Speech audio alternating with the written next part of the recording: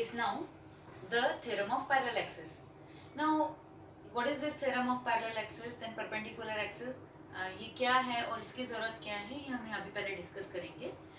हमको मालूम है जो सिमेट्रिकल बॉडीज हैं, ज्योमेट्रिकली सिमेट्रिकल बॉडीज हैं, उनके एक्सिस ऑफ सिमेट्री के अबाउट बॉडी जब रोटेट होगी तो हम उसका मोमेंट ऑफ इनर्शिया डिटरमाइन कर सकते हैं. बट ये ज़रूरी नहीं है कि हमेशा एक्सिस ऑफ रोटेशन जो है वो सिमेट्रिकल एक्सिस हो. किसी भी बॉडी के लिए एक्सिस ऑफ रोटेशन जो है वो किसी भी तरीके से हो सकती है, not necessary the axis of symmetry. तो ऐसे समय हम उस जो बॉडी का मोमेंट ऑफ इनर्शिया कैसे फाइंड आउट करेंगे? उसको फाइंड आउट करने के लिए हम यहाँ पे दो थ्योरम्स डिस्कस करेंगे. पहली है theorem of parallel axis and second theorem जो है थ्योरम ऑफ परपेंडिकुलर एक्सिस. अब ये क्या है? फर्स्ट हम लोग ये जो डिस्कस करें थ्योरम ऑफ पैरेलल एक्सिस, इसमें हमको दो एक्सिस लगेंगे, axis of rotation which are parallel to each other, and उसमें से एक एक्सिस ऑफ रोटेशन जो है that will be passing through the centre of mass of the body. अगर हमको इस तरह से अगर हम पता करते हैं तो हम we can determine the moment of inertia of the body about the another axis of rotation. अगर हमको उस बॉडी का मोमेंट ऑफ इनर्शिया अगर सेंटर ऑफ मास से पास होने वाली एक्सिस ऑफ रोटेशन से अगर पता है तो उसके पैरेलल किसी भी एक्सिस के थ्रू मोमेंट ऑफ इनर्शिया क्या होगा, ये हम पैरेलल एक्सिस थ्योरम से डिटरमाइन कर सकते हैं. तो वो कैसे डिटरमाइन करेंगे, उसके लिए हम लोग यहाँ पे देखेंगे कि कैसे रिलेशन है उनके बीच में, क्या इक्वेशन बनता है. तो सबसे पहले हम कंसिडर करेंगे कि this is a body which is having the uniform distribution of mass. Here m is the total mass of the body. Okay, now we will consider here NOP is a axis about which the body is rotating. NOP ये जो axis है जिसके about body rotate कर रही है और ये पास हो रही है इस बॉडी से O पॉइंट से. इसके पैरेलल एक्सिस जो कि सेंटर ऑफ मास से पास हो रही है, this is ACB. This is the axis which is parallel to the NOP axis and passing to the center of mass.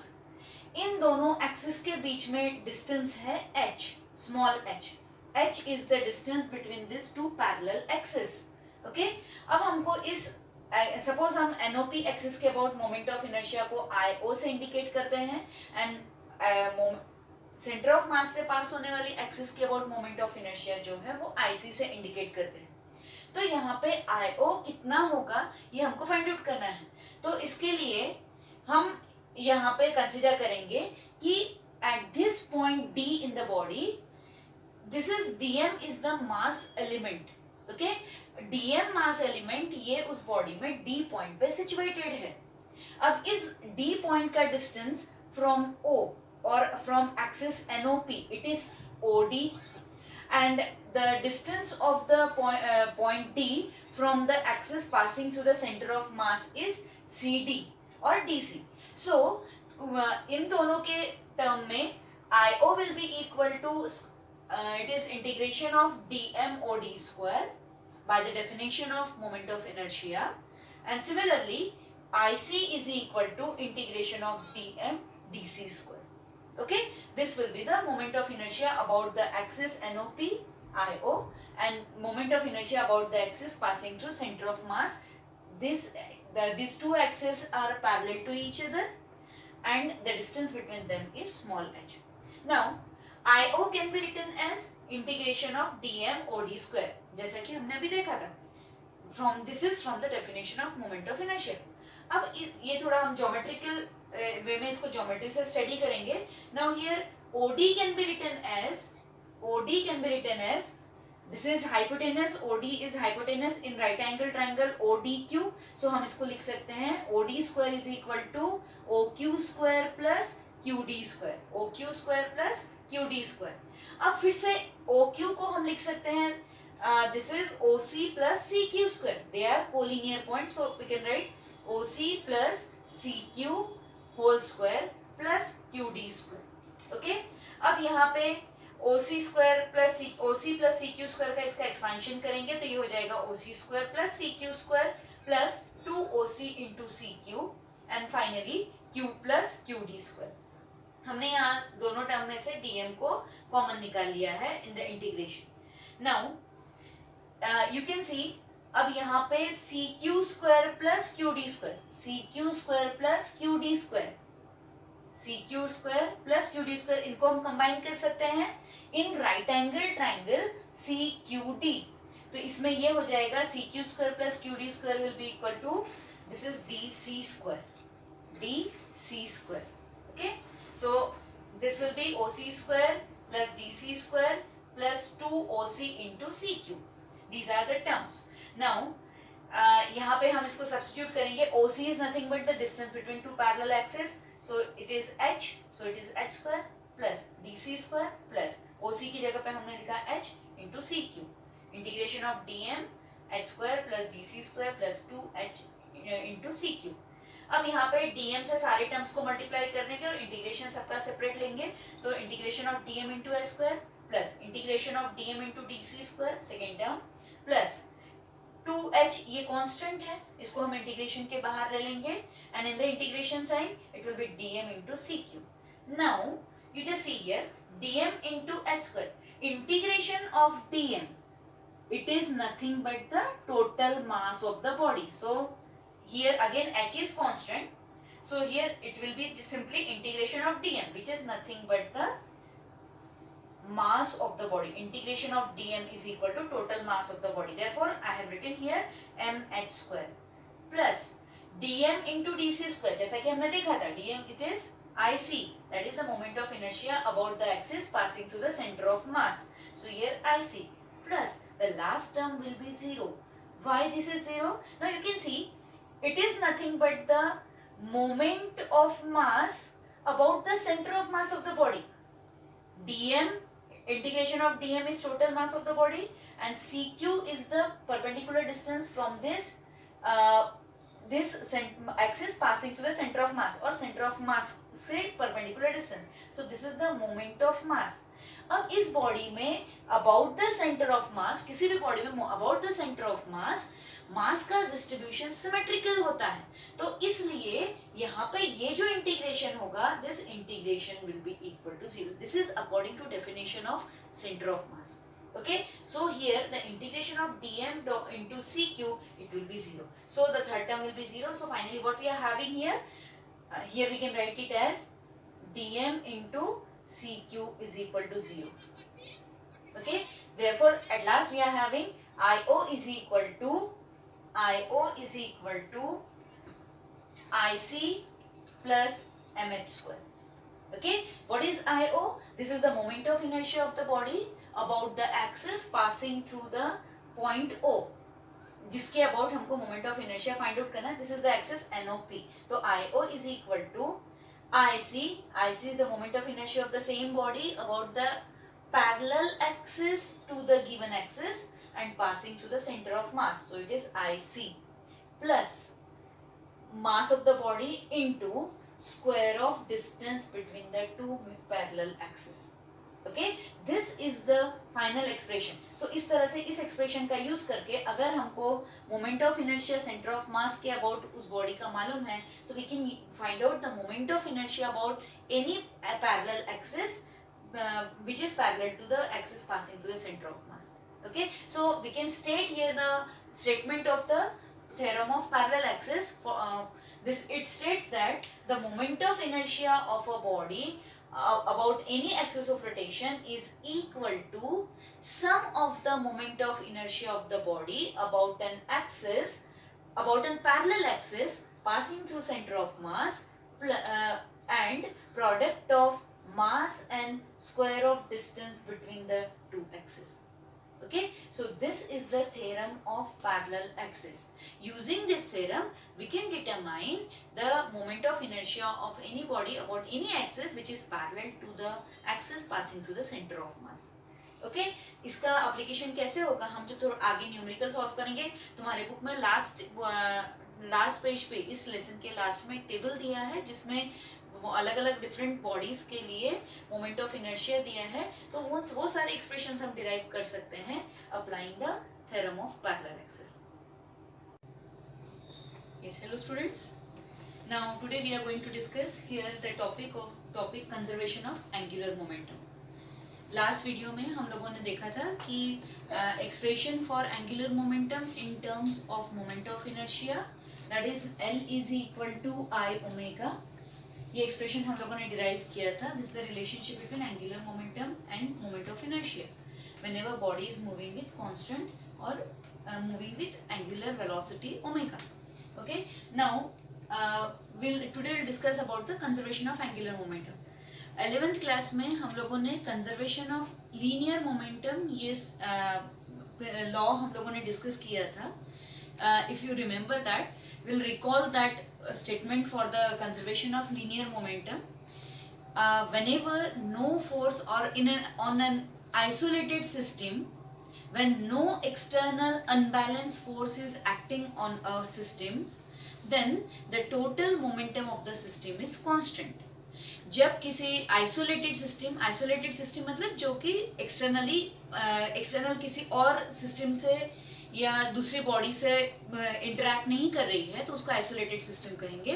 तो आइसोलेटेड सिस्टम पे अगर कोई एक्सटर्नल अनबैलेंस फोर्स एक्ट नहीं होता है तो उस समय उस सिस्टम का टोटल लीनियर मोमेंटम कांस्टेंट होता है. इस चीज को हम लोगों ने लास्ट ईयर 11th क्लास में डिस्कस किया था. अब ये जो चीज थी ये it is related to the linear motion. Now here we are discussing about the rotational motion. तो रोटेशनल मोशन में लीनियर मोमेंटम के एनालॉगस टर्म आती है एंगुलर मोमेंटम. तो same principle it is applicable for the rotational motion. तो अब rotational motion में कैसे होगा कि in an isolated rotating system, here the motion will be rotational motion. So in an isolated rotating system, if no external torque is acting on it, then total angular momentum of system is constant. rotational motion में force के analogous है torque, linear momentum के analogous है angular momentum. तो जिस तरह से linear motion में फोर्स एक्ट नहीं होगा, एक्सटर्नल अनबैलेंस फोर्स एक्ट नहीं होगा तो लीनियर मोमेंटम कांस्टेंट होगा, उसी तरीके से रोटेशनल मोशन में आइसोलेटेड सिस्टम में अगर कोई external torque act, unbalance torque act नहीं होता है तो उस सिस्टम का टोटल एंगुलर मोमेंटम कांस्टेंट होता है.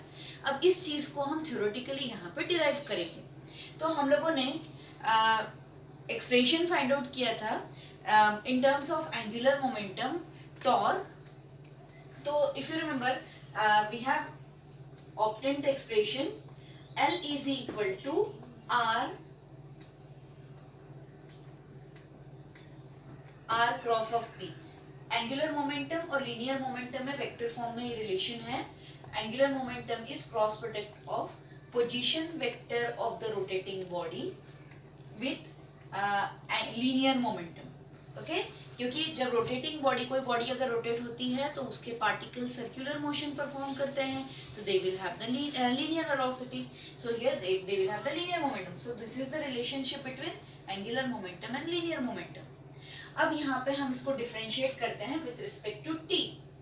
Angular momentum is changing, so rate of change of angular momentum we are differentiating this with respect to T. So here it is d dt of r cross of p. अब इसको अगर हम differentiate करेंगे, दोनों terms को separate करेंगे तो ये हो जाएगा dr upon dt cross of p plus this will B r cross of dp upon dt. Okay, this is the differentiation of this bracket term with respect to time t. Okay, now here again linear momentum of the body, it is nothing but m into v. Okay, and according to Newton's second law of motion, if you remember that, third law of motion, second law of motion, rate of change of linear momentum, it is nothing but the force acting on the body. Okay, rate of change of linear momentum of the body, it is nothing but the force acting on the body. So this was the relationship. This is according to Newton's second law of motion and P is equal to mv. अब हम यहाँ पे इस चीज को यहाँ पे replace करेंगे. One more thing, rate of change of position vector is nothing but the velocity, linear velocity. जब बॉडी अपनी पोजीशन चेंज करती है उसके पोजीशन वेक्टर की जो rate of change of position vector जो होता है that is the linear velocity of the body.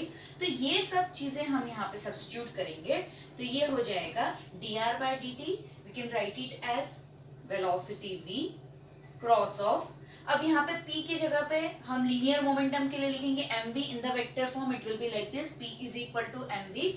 m is scalar quantity constant, हम इसको बाहर ले लेते हैं. It will be v cross of v. This is the first term. Then second term plus r. Instead of dp by dt I can write it as force. So it is cross product of force, position vector cross product with force. This is the second term. क्या किया हमने angular momentum का equation consider किया in terms of linear momentum in the vector form. हमने उसको differentiate किया with respect to time t, rate of change of angular momentum that is equal to, इसको differentiate किया इस ब्रैकेट क्वांटिटी को या इस क्रॉस प्रोडक्ट को डिफरेंशिएट किया term by term. So here it will be dr by dt cross of p plus r cross of dp by dt. अब ये चीज p is mv, dp by dt is f and dr by dt is nothing but the linear velocity. इसको substitute किया. Now here you can see cross product of vector with itself, it is 0. So the first term will be 0 plus second term it is r cross of f. So I can directly write here the first term is 0, it is r cross of f. Now that can be written as, now what is r cross of f? अभी हम लोगों ने देखा था the torque. We have obtained this expression also. The torque is equal to, it is the cross product of r cross of f. This is the moment of force. We call it as a moment of force. So here instead of r cross f I can write it as torque, isn't it? So here rate of change of momentum, it is equal to the torque. Okay, now what we have said here कि in case of isolated system मतलब the no external torque is acting on it. Okay, so here in case of isolated rotating system the torque no external torque is acting on it. So here the net torque is equal to 0. What does it imply? dl by dt is also equal to 0. From this expression dl by dt is also equal to 0. Now if the derivative of this quantity angular momentum with respect to time is 0, what does it imply? The angular momentum is constant. So from here we can state again the law of conservation of angular momentum. If on the isolated rotating system, if no external unbalanced torque act on it, means torque acting is 0, then the total angular momentum of the system is constant. Okay, so this is the proof of conservation of angular momentum. अब इस चीज को हम लोग moment of inertia से connect करते हुए उसके एग्जांपल्स डिस्कस करेंगे. Now we know that L is equal to, as we have seen right now, L is equal to I omega. So here I can write it as it is I omega is equal to constant. Okay, अब इसको हम explain कैसे करेंगे? अगर कोई isolated system है उस पर कोई एक्सटर्नल फोर्स एक्ट नहीं हो रहा है तो उस समय उस सिस्टम का या उस बॉडी का, रोटेटिंग बॉडी का मोमेंट ऑफ इनर्शिया और एंगुलर स्पीड का प्रोडक्ट ये क्या रहेगा? कांस्टेंट रहेगा. Once again no external torque is acting on it. बाहर से कोई भी फोर्स, कोई भी टॉर्क एक्ट नहीं हो रहा है रोटेटिंग बॉडी पे. तो अब इस चीज को हम एक्सप्लेन कैसे करेंगे? इसके लिए हम पहला एग्जांपल कंसीडर करते हैं. बैले डांसर्स जो होते हैं, आइस पे जो बैले डांसिंग करते हैं, यू माइट हैव सीन कि वो लोग डांसिंग करते समय, जब स्केटिंग जैसे हम कह सकते हैं, आइस पे स्केटिंग करते हैं, जब बहुत फास्ट मूव होते हैं, बड़े सर्कल में मूव करते हैं, वो अपनी बॉडी को एक्सपांड करते थे, हाथ फैला लेते हैं, पैर फैला लेते हैं. उस समय यू माइट हैव सीन कि उस समय उनकी जो एंगुलर स्पीड रहती है, जो मूव हो रहे हैं वो धीरे, स्लो, कंपैरेटिवली स्लो मूव होते हैं. या एक ही जगह पे अगर हाथ फैला के या पैर हाथ फैला के अगर वो रोटेट करते हैं तो उस समय अगर उनके हाथ फैले हुए हैं उस समय उनकी एंगुलर स्पीड तुम देखोगे कि वो जो रोटेट हो रहे हैं वो slowly rotate, comparatively slowly rotate होते हैं। उसके बाद अगर उन्होंने हाथ को क्लोज ला लिया है, एक दूसरे बिल्कुल पास में ला लिया है, बॉडी से बिल्कुल पूरा जो हाथ फैले हुए थे क्लोज लाने के बाद उस समय यू माइट हैव सीन कि उनकी जो एंगुलर स्पीड हो जाती है, जो मूव करने की स्पीड जो होती है, रोटेटिंग स्पीड जो होती है, वो एकदम इंक्रीज हो जाती है। What is the reason behind it? जब उनके हाथ फैले हुए थे, अब वो रोटेटिंग बैले डांसर पे जो मूव हो रही है ऑन द आइस, उस समय उनपे कोई भी एक बार जो उन्होंने स्पीड अटेम्प्ट की है तो उसके बाद उनपे कोई भी फोर्स, एक्सटर्नल फोर्स या टॉर्क एक्ट नहीं हो रहा है। तो उस कंडीशन में अब वो हो गई है एक सिस्टम, आइसोलेटेड सिस्टम। तो उसमें जब उन्होंने हाथ फैला के रखे हैं उस समय उनका मोमेंट ऑफ इनर्शिया बढ़ जाएगा, बिकॉज द बॉडी का मास डिस्ट्रीब्यूशन जो उनकी रोटेटिंग एक्सिस है, जिस एक्सिस के अबाउट वो रोटेट हो रहे हैं उसके अबाउट उसका मास डिस्ट्रीब्यूशन ये डिस्ट्रीब्यूट बढ़ गया है। इसकी वजह से उसका मोमेंट ऑफ इनर्शिया बढ़ जाएगा। mr² फॉर्म में r बढ़ गया है, मोमेंट ऑफ इनर्शिया बढ़ जाएगा। तो क्या होगा? Automatically omega will decrease. As I increases omega will decrease because it has to remain constant. It is an isolated system. So this is the first example. इसके बाद जब वो हाथ अपने क्लोजली अपने पास में लेके आ जाते हैं उस समय क्या होगा? मोमेंट ऑफ इनर्शिया उसका कम हो जाएगा। I will decrease. What will happen?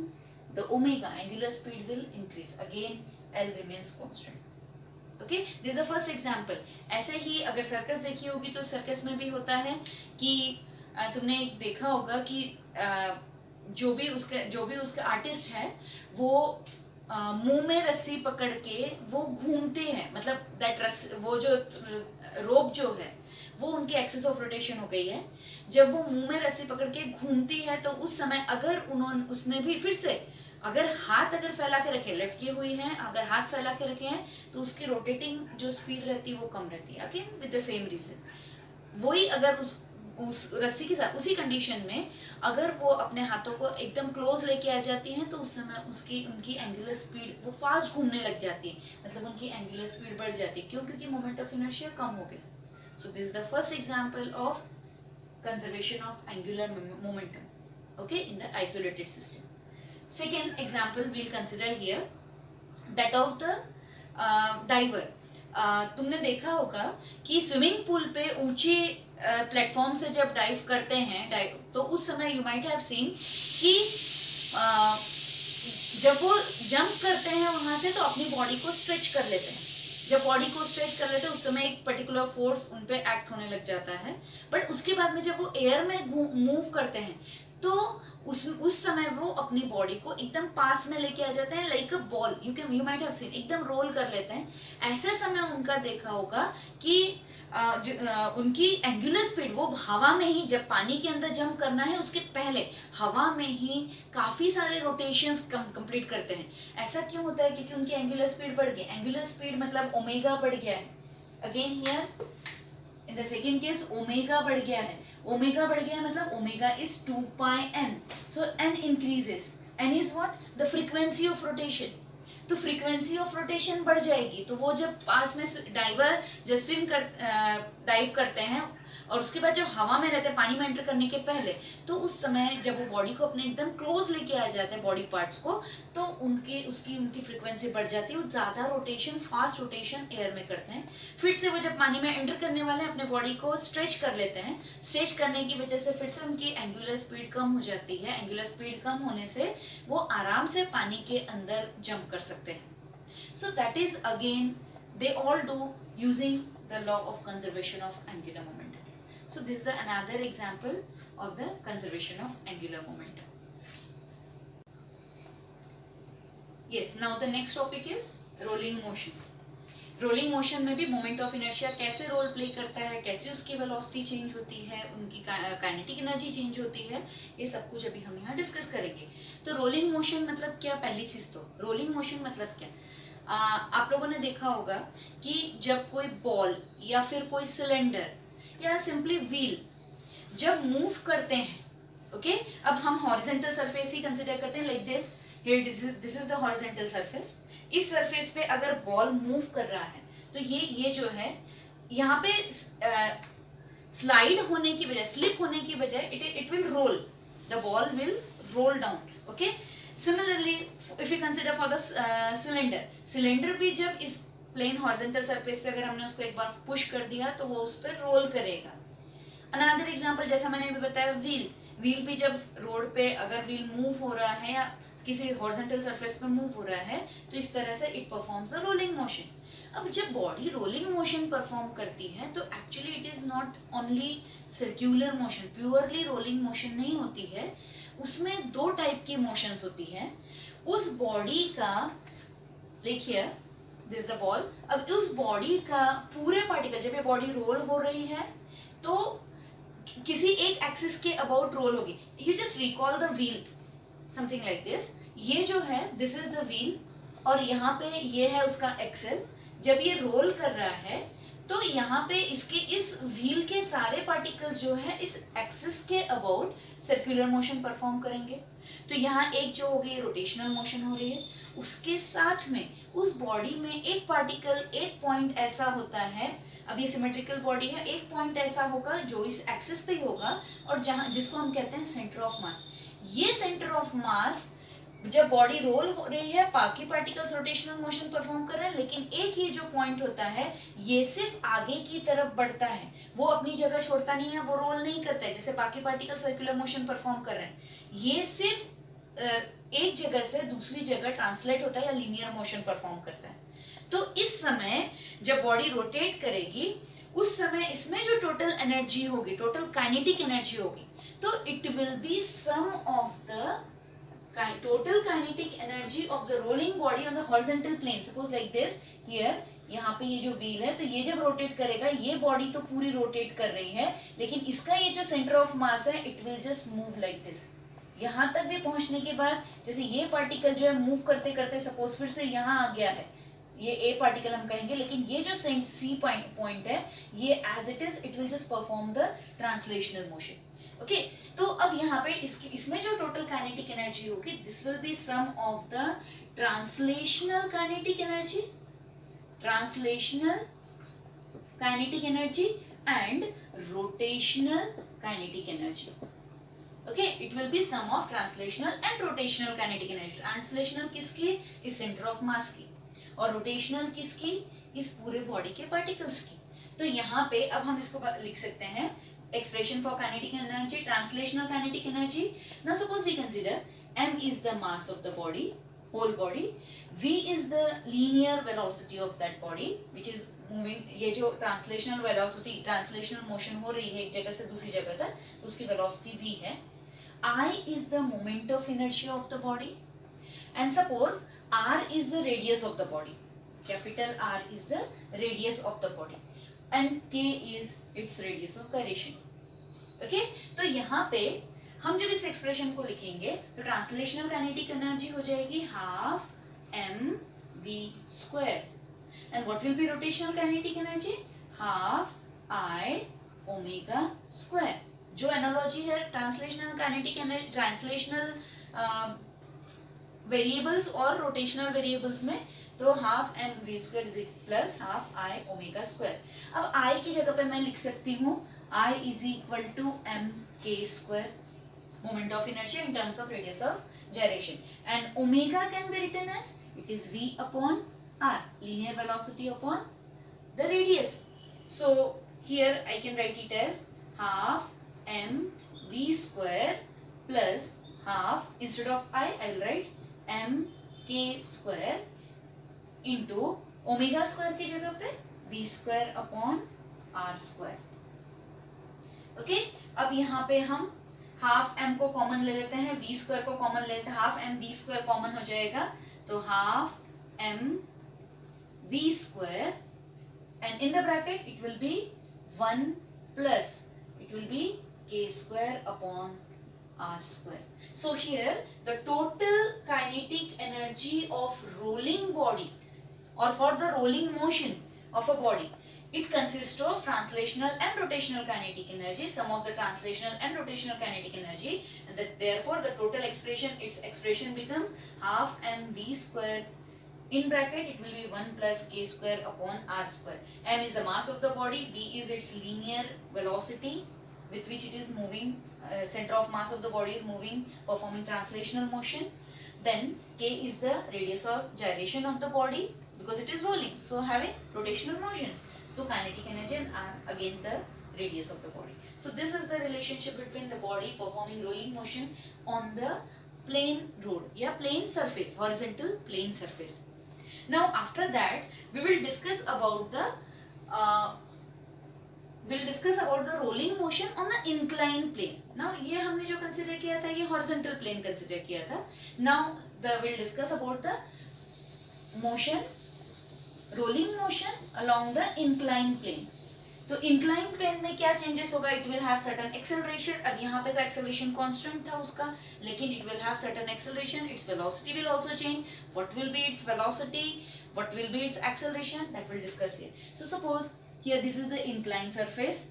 It is making an angle theta with the horizontal.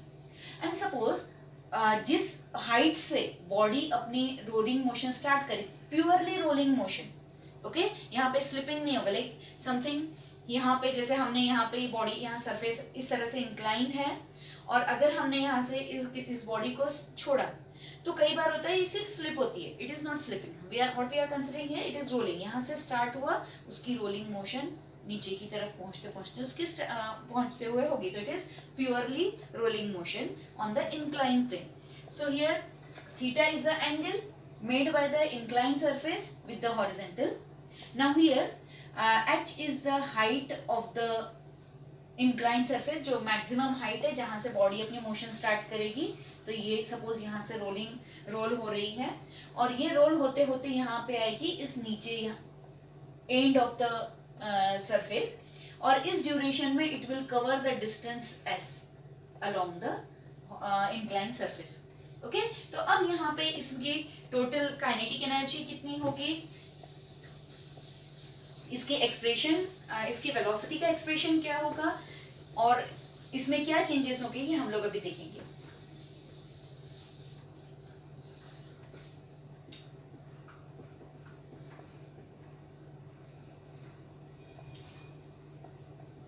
Incline surface.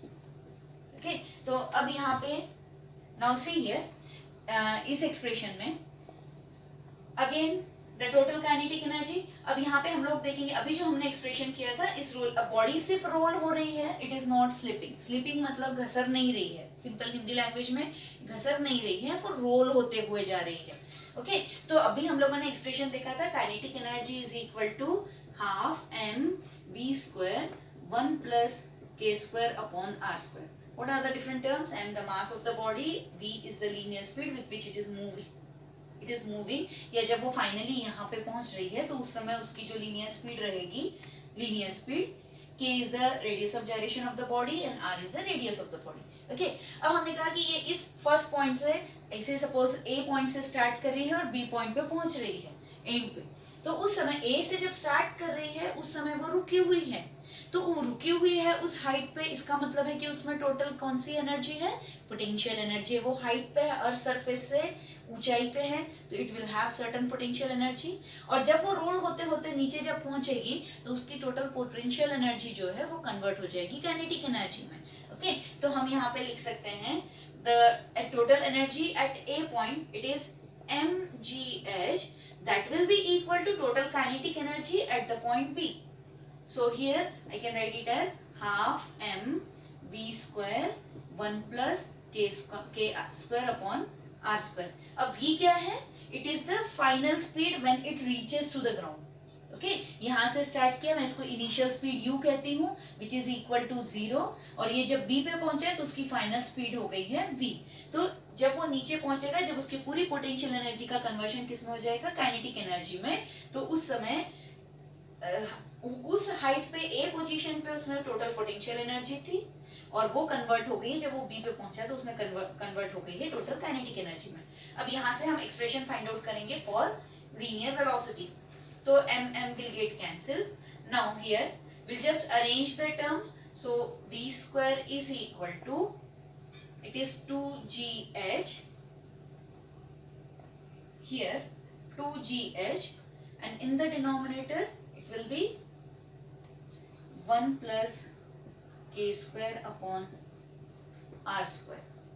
Okay, so this is expression for v, or what will be v square. Therefore, from here, therefore we can write v is equal to, now take the square root. So it will be square root of 2gh upon 1 plus k square upon r square. So this is the expression for v, that is the linear speed, that is v is equal to under root 2gh upon 1 plus k square. After that we'll obtain the expression for acceleration. अब acceleration क्यों होगा? जब body की speed change हो रही है.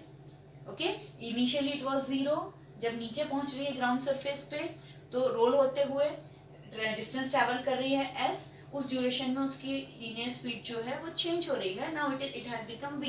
It means that the body is having the linear acceleration, and again this acceleration is constant क्योंकि उस पर एक्सटर्नल फोर्स कोई भी एक्ट नहीं हो रहा है. तो सपोज हम कंसीडर करते हैं, ये तो एक्सप्रेशन हुआ फॉर एक्सप्रेशन फॉर वेलोसिटी.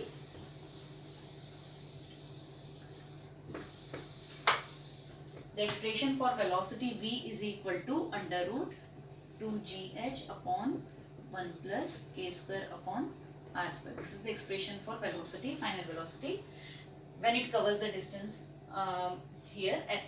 अब यहाँ पे acceleration, ये suppose we say a is the acceleration which is constant. Now distance travel during its motion, जब उसकी velocity u से v पे change हो रही है, उस ड्यूरेशन में डिस्टेंस ट्रैवल कितना हो रहा है? Distance travelled along the surface, it is s. Now you can see from the geometry of the figure, this is angle theta. So s and h are related with angle theta as h is equal to, it is opposite side, so sin theta is opposite side upon hypotenuse, so sin theta is h upon s, therefore h is equal to, now here sin theta is equal to h upon s, therefore हमको चाहिए s is equal to h upon sin theta. So here the distance traveled will be, distance traveled is s, which is equal to h upon sin theta. Okay, so ये जो velocity u से v की तरफ v तक change हो रही है in time, suppose in time t, तो उस समय एक्सेलरेशन कांस्टेंट है, acceleration is a suppose, and during that time the distance traveled is s. Now we will apply the kinematical equation for linear motion. So we will apply v square is equal to u square plus twice as. A is acceleration, v final velocity, u initial velocity. Now we know u is equal to 0, initial velocity is 0, therefore v square is equal to, it is twice as. Now again instead of s we'll put h upon sin theta, so it is 2a h upon sin theta. Okay, अब यहाँ पे v square के लिए भी हम इसको cross multiplication करेंगे और v स्क्वायर की वैल्यू सब्स्टिट्यूट करेंगे यहाँ पे, तो ये हो जाएगा 2gh upon 1 plus k square upon r square, that is equal to twice a h sin theta. Now here h will get cancelled, 2 will get cancelled, and sin theta is cross multiplied, so therefore acceleration produced in the body during this motion, it is equal to, this will be g sin theta upon 1 plus k square upon r square. So this is the acceleration produced in the body when it is performing rolling motion on the inclined plane, which is inclined at an angle theta. Okay, so this is the a is equal to g sin theta upon 1 plus k square upon r square.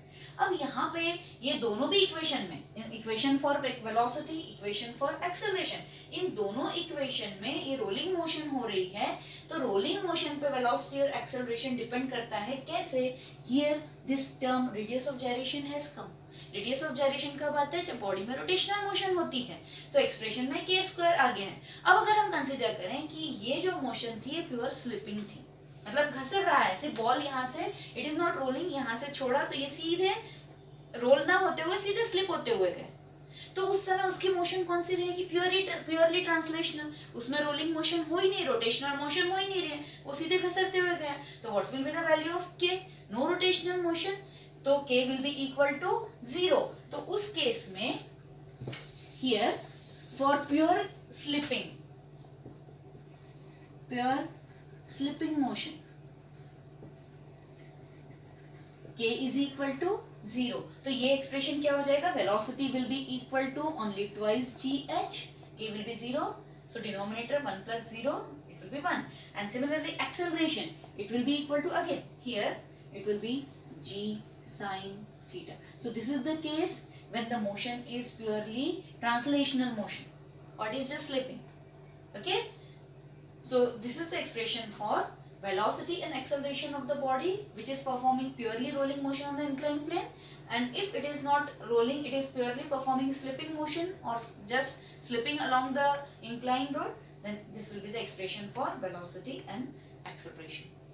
Okay, yes, now some important points about the rolling motion that is given in your textbook. We can discuss it here.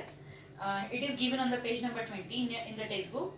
Remarks are given. For a rolling object, if the expression for moment of inertia is of the form n into mr square.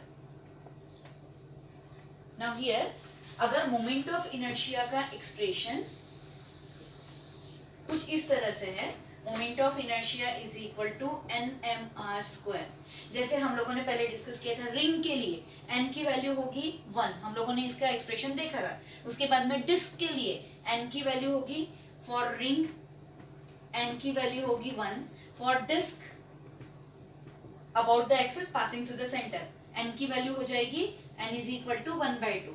तो इस तरह से अगर expression moment of inertia का होता है तो उस समय ये जो n की वैल्यू होती है, this is nothing but n is nothing but k square upon r square. Do remember this thing. ये जो रेशियो होता है ये n is equal to nothing but k square upon r square. अब ये कैसे है, तो you just recall moment of inertia is, suppose we consider for the ring, तो moment of inertia of ring is mr square. अगर radius of gyration form में लिखें, about the axis, obviously about the axis passing through its centre, मतलब about its symmetrical axis, तो ये हो गया k square, i is equal to mk square. अब इस एक्सप्रेशन में अगर हम k square upon r square लेते हैं तो इसकी वैल्यू कितनी आएगी, 1. So what is it?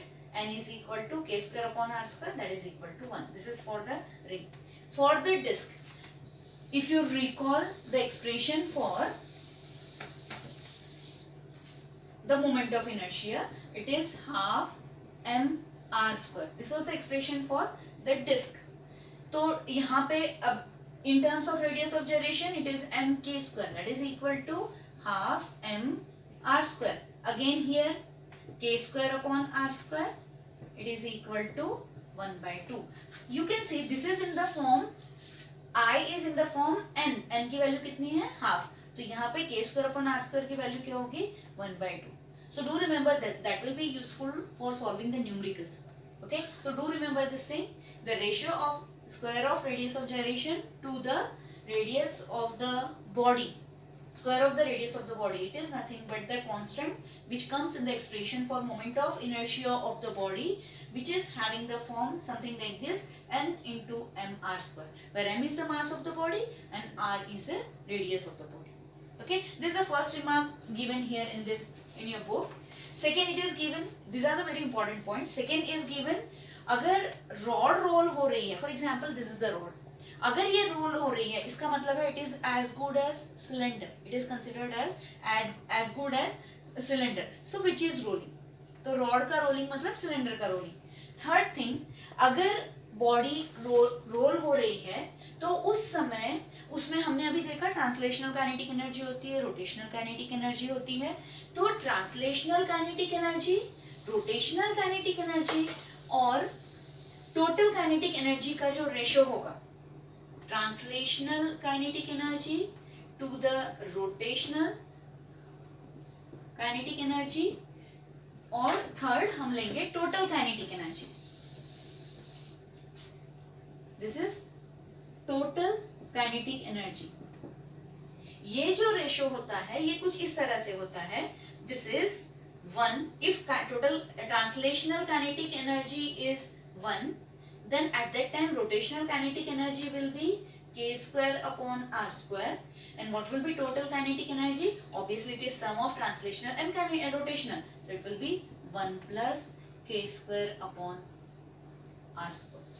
इसको फिर से हम लोग वेरीफाई कर सकते हैं, जैसे अगर हम डिस्क के लिए कंसिडर करें ट्रांसलेशनल काइनेटिक एनर्जी 1, तो उसकी रोटेशनल काइनेटिक एनर्जी हो जाएगी, this is value of n, so it is 1/2, this is for disc, so 1/2, and what will be the total kinetic energy for the disk? It will be 1 plus 1/2, or it is simply we can say it is 3/2. So this will be the ratio. अगर हम लें इसको 2 से multiply करें तो it will be 2:1:3. This is the ratio of the translational kinetic energy, rotational kinetic energy, and total kinetic energy in case of disk. So do remember these kinetics and kinetic energies are in the ratio 1:k²/r²:1 plus k²/r². These are something important point that will be useful to you while solving the numerical. Okay, so this is all about the rolling motion. अब यहाँ पे आपकी text book में ये analogy दी है between translational and rotational motion जो हम लोगों ने पहले डिस्कस किया था। उसके बाद में ये एक्सप्रेशंस दिए हुए हैं ट्रांसलेशनल मोशन में डिफरेंट वेरिएबल्स के, साथ में उसके एनालॉगस रोटेशनल मोशन के वेरिएबल्स, उनके एक्सप्रेशंस दिए हैं, और उसी के नीचे जो टेबल दिया हुआ है that is for the moment of inertia of different bodies about different axis of rotation. तो उसमें हम लोग अलग अलग एक्सिस जैसे कंसीडर कर सकते हैं। अब जैसे हमने कहा रिंग की सिमेट्रिकल एक्सिस, तो it will be perpendicular to the plane of the ring passing to the centre. Second axis rotating axis about the diameter, इस तरह से होगा, डायमीटर वाइज वो रोटेट करेगी। सेकेंडली अगर हम कंसीडर करें डिस्क के लिए भी ये सेंट्रल एक्सिस हो गई है। ओके, ये एक एंड से पास होने वाली एक्सिस जिसके अबाउट वो रोटेट करेगी। थर्ड अगर हम कंसिडर करें यूनिफॉर्म रॉड, सपोज हमने कंसिडर किया, तो एक एक्सिस हो जाएगी passing through the centre like this. Okay, symmetrical axis हो जाएगी, उसके अबाउट ये बॉडी, ये रॉड जो है ये रोटेट करेगी। वही अगर हमने कहा कि axis which is passing through the end of the rod, so like this, so rod will rotate like this. Okay, तो ये जो है, अब ये जो सिमेट्रिकल एक्सिस जो रहती है that passes through the centre of mass. Do remember for the symmetrical bodies the axis of rotation, the axis of symmetry, it always passes through the centre of mass of the body. Okay, तो इस समय हम लोग parallel axis theorem apply कर सकते हैं, जिससे हम उस एक्सिस के अबाउट अगर हमको मोमेंट ऑफ इनर्शिया पता है तो हम दूसरी एक्सिस के about moment of inertia find out कर सकते हैं applying the theorem of parallel axis. और लैमिनर बॉडीज के लिए ऐसे ही अगर हमको moment of inertia about symmetrical axis पता है तो we can apply it to find out the moment of inertia about the perpendicular axis by applying the theorem of perpendicular axis. So this ends here the theory of this lesson. Now the assignment that you just go through the exercise given in the textbook. Try to write down the answers of the theoretical question given there, and that prepares your notes that you can find out itself from the textbook में ही सब कुछ दिया है, वो question के answers दिए, you go through the all theoretical questions from there. Okay, thank you.